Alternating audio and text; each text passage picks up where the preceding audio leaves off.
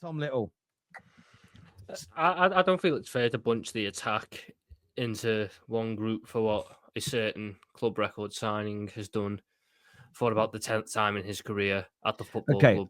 Now I'm going to do sort of semantics. Is he part of your attack? Mm-hmm. Your attack let you down then. I'm doing a Piers Morgan there. I'm only joking. But yeah, I want to hear about what went wrong last night, but also why, because I've just got to run and sort something out my dog because he's doing something mad and I've got to go and stop him. Right. But the defeat last night and what does it mean? But also the sort of online meltdown from a percentage. Some Liverpool fans panicking about being caught. So I'll leave you guys to discuss that. I'll be back in a few moments. I thought we were all right yesterday. We had to rotate a bit because we played a fair few games in quick succession. So Jones had to start on the wing. I thought we were all right. Defensively, we had 2 switch-off moments and they scored 2 goals. Outside of that, we didn't necessarily give up too much. Pegged it back to 2-2. And then when you turn to your big money record signing, the guy who's supposed to be, 3 years into his career, scoring 20-plus league goals, being the catalyst to drive you to league titles, I'm watching him miss his 6th open goal from 6 yards out. I have found that same scenario 6 times in his Liverpool career, and he's missed every single one. I have never seen that man score on his left foot from the edge of the 6-yard box. Every single time he's missed, it's either been saved, he's at the post, it's cleared off the line, or it's over the bar. I am sick to death of him.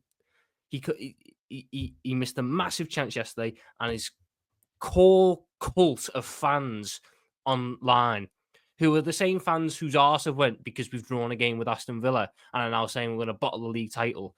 That same section of fans are trying to blame Dominic Szoboszlai for passing him the ball. Dominic Szoboszlai is apparently to blame for Nunez missing because he should have just shot anyway. Makes no sense. Makes absolutely 0 sense. Then his work rate goes down the fucking pan, which is about the only thing he's good for, but that goes down the pan because he's missed a simple fucking chance. And then the one time he does win it back off Tyrone Mings, he wins it back. It's in an area to win. Martinez is coming out. All Darwin Nunez has to do is use his right foot and kick it that way. Martinez will clatter into him. He will get sent off. What does Nunez do? Kick it into him. Into him. Not round him, not over him, into him. He's not making himself big. He's sliding. He's kicked it along the floor into him. The 2 biggest chances of that second half, gone. And I know that people have sat there and went, Diogo Jota missed one as well. Yeah, he did. It was a shit miss, that one. But you know what? At least he got an assist. At least he was, involved in the game all round. Darwin Nunez was on the pitch for 35 fucking minutes yesterday and completed 0 passes. 0. 9 touches, 0 passes, 2 big chances missed. What am I supposed to do with that? What are my players supposed to do with that? You're talking about mentality? Go watch the reaction to that Nunez miss. Van Dijk is stood there whilst Szoboszlai is nearly tripping over himself, celebrating. And then when it goes to Nunez, he's sitting there going, oh no. Nunez is an open goal. And my players have no confidence in him. It's horrendous. It's horrendous. And the fans who was, their arse is gone. Because, we've drawn a game with Aston Villa. It blows my mind. The only time we ever won a title race was when we won it by 19 points. So is that the only way we can ever win it now? If we're not 19 points clear by March, we're not going to win a title. No. Have a bit of fucking faith. We're not playing horrendous at the minute. Yesterday, if any of our strikers could kick the ball into the net, we win. And all of a sudden, the reaction is different. Guess what? You have moments like that. You have moments where your form isn't great. What you need to do is bounce back. We have City on the weekend. That's a bounce back game. You have to get the job done there. But this whole narrative that, it's done. Arsenal have got it. Arsenal got it. We are 8 points clear. They still have to come to Anfield. And we are getting through our toughest run of the season now. Can we stop being little bitches who can't handle a title race? Understand this is what they are. Honest to God. There's a comment here. There's a comment here from Ryan, 16 out of 10 that says, I've said Arsenal are better than us. He's a Liverpool fan, everyone. We just have more individual quality in certain positions. We're bottling it. I don't see us beating City. It's Arsenal's league. Huge doubt about Slot if we don't win the league. Damn. And this is a classic overreaction because a month ago that man was messaging me going, "Oh, Arnie Slot's better than Jurgen Klopp. Oh, we're an incredible team. Oh, this, that, and the other." They're the part I don't get. The ones who, 1 second, if we win, it's done. If we lose, it's done. It doesn't matter. You turn with the fucking wind. We are fine. We are fine. We are having a blip. We are having a moment. Every team that wins a title has a moment like this. Just when I what read doesn't that, help is shit myself. When I read that super chat from him, you ever seen that clip? Well, ever watched the podcast or seen the clip from that podcast with Kevin Hart and Don Cheadle, where Don Cheadle says he's 50, and Kevin Hart's just like, damn. That's when the fact that, yeah, I say this again. I like what you've said there, Tom, because you back your team to go and beat Arsenal to this title. But a lot of the Liverpool fans that I've seen that are saying we're going to throw it away, it's Arsenal's. I'm so nervous now. I can't believe it comes down to this. They're the same people that for about 3 months have said Arsenal's team aren't a threat. Arteta's a bum. That Arsenal are bottlers. They can't get over the line. I don't understand how you can... and this is the most common that you get from most of Arsenal's rivals, is they're irrelevant. But yet they think all those 5 things, but at the same time, they're still panicking. That's what me, as just a football fan and someone who loves fan content, I enjoy it. That for me is great banter, because I just look at it and think, in my world, in my mind, and I could be wrong here, but in my world and my mind, those two thoughts cannot coexist at the same time. You cannot think a team's irrelevant, bottlers and shit, and equally be scared of them. It doesn't make sense. And the people that I think this, they're the ones who get triggered by me saying Arsenal are scary. If I say Arsenal are scary and a rival goes mad, it tells me you're scared. Do you know what I'm saying? Because if you're not, then it won't bother you, would it? Do you know what I'm saying? Like, one does protest too much, methinks. And I just don't understand why Liverpool, who think Arsenal were a bust, who think Arsenal are bottle jobs, are panicking right now when you're 8 points clear. There is a chance for Arsenal, which we'll get onto, to reduce it to 5 points on Saturday and put pressure on that game. But Henry, does it feel a bit weird to you that so many, and it's not all of them, but there's a big percentage and a noisy percentage of Liverpool fans that are panicking right now? Yeah, I mean, it's a little bit over the top for me. Like, don't get me wrong, even if Arsenal do beat West Ham, they've still got to go to Forest away. They've still got to go to Everton away. They've still got to go to Anfield. They've still got to play Man United and Chelsea, albeit their record is very good. But it's still in Liverpool's hands. It's still in you're still, even when you're going through your little rut, you're still not losing games. You're still collecting points. Like, I just think it's just a little bit over the top. Like, you are in a very good position. Let's say, even if Arsenal beat West Ham, right? They're still 5 points. Okay. Let's say Liverpool drop points against Man City. Can we honestly say that, hand on heart right now, that this Arsenal team go to Forest away and beat them with a front three of Sterling, who's not really firing? You know, Trossard's very inconsistent, albeit the Wanyeri and Marino at the moment are performing, but there's still some inconsistencies in that front line for Arsenal. But the Arsenal fans are loving it because these Liverpool fans are getting rattled over nothing. You're 8 points clear. You're 8 points clear, mate. I've never seen anything like it in my life. Henry, you know what bothers them? What bothers them is, how does Arsenal win a game with Mikel Merino at striker, and we have our highest paid striker in our club's history missing sitters like that versus Aston Villa? That's what bothers them. You know what else bothers them? The fact that they thought Bukayo Saka getting injured, Odegaard getting injured, all these things happening. We'd be falling away further and further away, and they'll just walk the rest of the season. But it's not happening. A little bit of pressure is being applied right now. It's not the most pressure, and now we have a game in hand, unlike they did before where they had the game in hand. I do think there's a lot of pressure coming from your own fans not believing in your attack. As much as we talk about Arsenal's attack, let's be honest, Cody Gakpo's a big miss. Cody Gakpo's your second best attacker. After Mo Salah, you really don't have anybody else if Cody Gakpo's out. Jota's not been looking as good of a finisher in that game. We already know what Darwin Nunez is.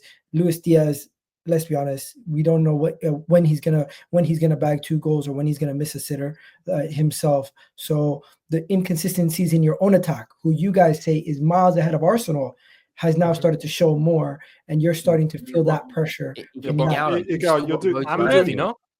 I'm really not. Sorry, maybe you're not. Maybe you're not, Tom. But I'm seeing it from your fans. I'm seeing Liverpool fans themselves saying we miss Cody Gakpo. I'm seeing Liverpool fans saying themselves we're Mo Salah FC. I'm seeing Liverpool fans themselves shaking it because they don't trust their own team. Check it off. A little bit. I mean, I don't know why it's an outlandish thing to say that for some of our fans after yesterday to go, oh, we missed Cody Gakpo today. It happens. Is it true he's out until the end of March? No, he's back City. He's back on the weekend. Saying that he's out till late March. Yeah, Phil, what do you make? What do you make of all of this when you look at the sort of what Agawa just said about why he thinks Liverpool are panicking? Do you think they are? And if Arsenal beat West Ham this weekend and reduce it to 5 points, how much pressure does that put on Liverpool when they go away at the Etihad this weekend? That's a great question. I think maybe the way Gal described it is the same thing. He made the same mistake that how Liverpool fans describe his own team, really. So I think we can see what we want to see. We can look for Liverpool fans that are panicking and ignore the Liverpool fans that are calm and cool and collected and very confident they're going to win the league. I think, again, Liverpool have the best squad in the league, in my opinion. And that's without it is true. They have the most fit squad, maybe. Well, I don't even know what that means. I think they have the best squad in the league. It's quite clear, and that's why they're 8 points ahead. I think though, in terms of I love you. Sorry, I love you, Egal. You're the best. You're the best. Yeah, and I think again, we'll have to see in terms of if at the same time momentum's everything. If Arsenal win and beat West Ham, and then Liverpool lose to City, then of course pressure does continue to mount up, and that's when you do look at the leadership of a slot. And then you say to yourself, do you have the mineral? It's going to come down to that, to the man management there. And then that's when people are going to start maybe saying, where's Jurgen? Jurgen would have done this, Jurgen would have done that. So we're going to see what Mr. Slot is really, really made of if that scenario occurs. But so far, everything's been really, really good from Liverpool. Number one in the Premier League, number one in the Europe. And again, a draw at Aston Villa there's nothing to sneeze at. It's pretty good going in terms of, it was a great game of football, by the way, as well. So yeah, you have to just continue going forward. It's what Tom was saying. Like you can't just be scared of a title race. And I just want to say one thing before you go. I don't think Liverpool have a better squad than us. They have Mo Salah, who's a superior player than everybody we have. But outside of that, I think the teams are very close, and I think Arsenal's a little bit better. But and you have Champions Leagues and Premier Leagues to prove that. Bro, I'm talking about the squad. I'm not talking about what they've won. Yeah, but part of the squad is squads. the mentality that right. Van Dijk and Salah and Alisson and all those guys bring. Mm-hmm. Liverpool. Okay, so you guys are trying it back to that. No. Firstly, Man City have a better squad than Arsenal right now. They have a better squad, like in terms of you in general. Yes, they have not now in terms of performance, but they have a better squad than you. Yes. Yeah. So why aren't they in the title race? Well, they just won four. They just won four Premier League. Their squad hasn't been fit. Right. Okay, no, but I was told. One second. I was told injuries happen. That's not an excuse. So why is that applied to Arsenal, but it's not applied to Man City?